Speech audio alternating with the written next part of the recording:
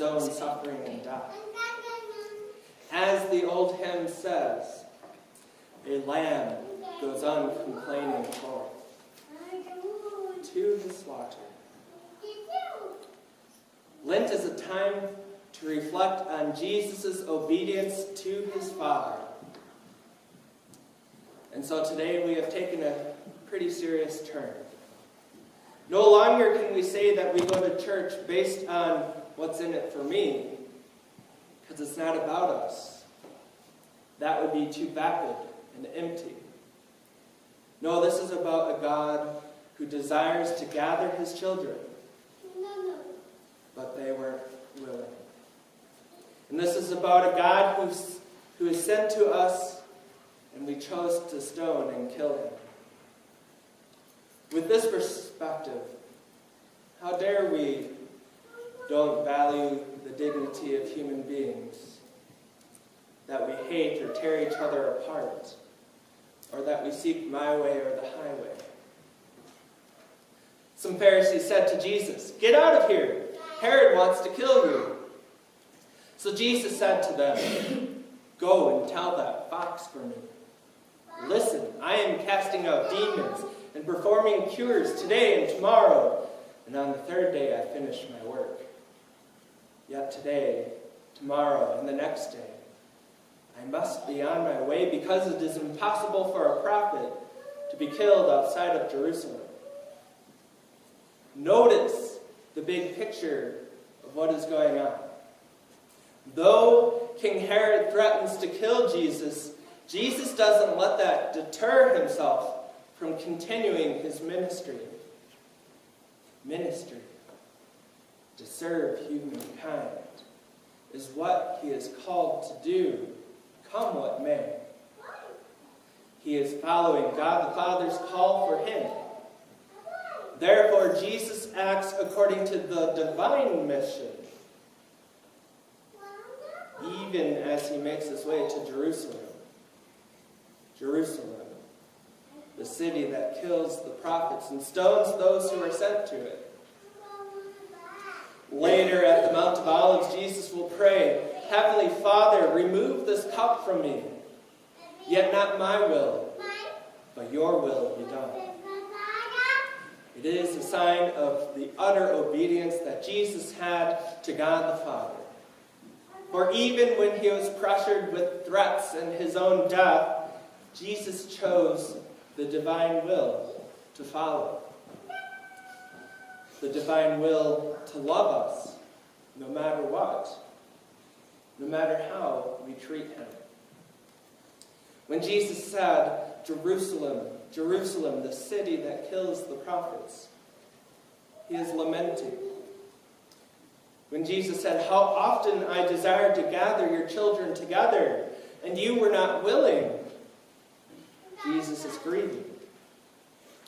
But nevertheless, he is sent to Jerusalem and follows the divine mission. The city is supposed to be the epicenter and model for what it means to love and serve God. And in the same way, Jesus is sent to the epicenter that we are. We are supposed to shine like stars as a witness to all people of God's love in Jesus Christ. In the incarnation, God became one with us. In his eventual suffering and death, God gave himself up for us.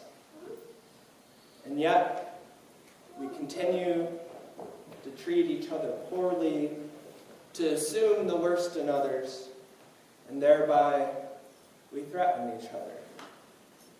And in the end, God.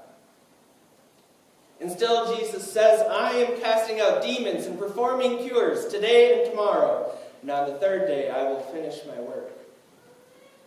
You see, Jesus doesn't give up on us. As Jesus doesn't give up on us, so we are called not to give up on each other. We are sent to each other. So despite Herod threatening Jesus to die, we have a God who doesn't give up on us, Despite when we ourselves threaten Jesus to die, we have a God who doesn't give up on us. Everything Jesus does and teaches is out of compassion and love for us. One thrown stone at a time, he walks toward us. You see, when we are faced with goodness, with God's goodness, we don't like it. We want to keep things as they are in our lives. It's called equilibrium. That is a sense of stability and knowing what to expect, and maybe even a sense of, I'm in control of my life. And we will maintain this equilibrium even as it is bad for us. We will resist the good at the cost of our own lives and the lives of others. This reminds me of why it is called Good Friday. I remember hearing someone say, why do they call it Good Friday? Certainly Jesus dying on the cross is not good. But it is. In Jesus Christ, God is a human being, and a human being is God. On the cross, this God who became a human being emptied himself of all things for our benefit, to show how far he would go to love us. Jerusalem, Jerusalem, the city that kills the prophets and stones those who are sent to it. How often have I desired to gather your children together as a hen gathers her brood under her wings, and you were not willing.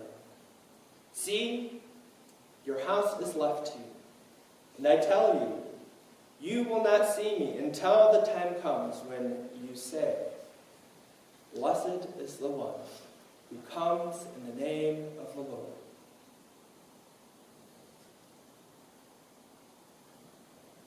Please rise.